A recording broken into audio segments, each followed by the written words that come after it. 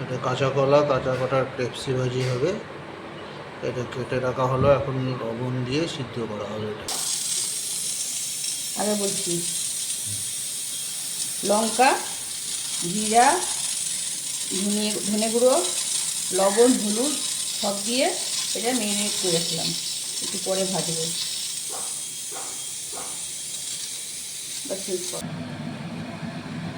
কড়াইতে তেল দিয়ে দেবো।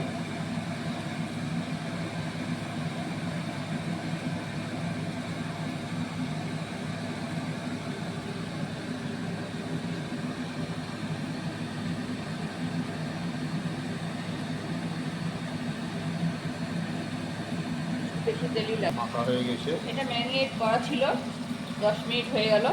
এবার এটাকে ভেজে নেব।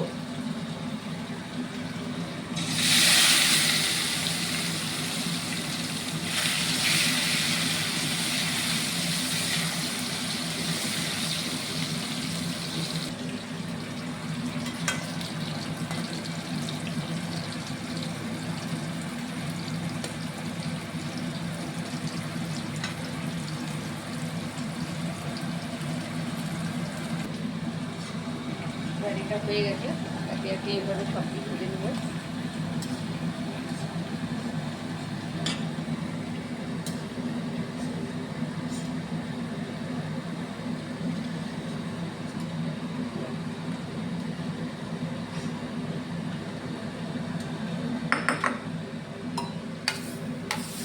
এইভাবে সব কিছু ভেজে নেব।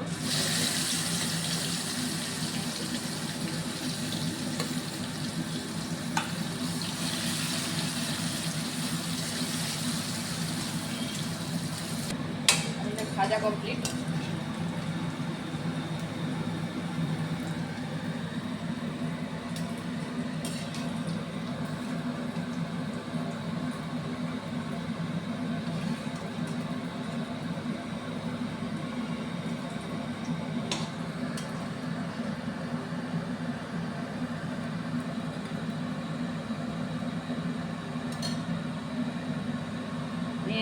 নিরামিষের দিন বানিয়ে খেয়ে দেখবেন কেমন লাগে।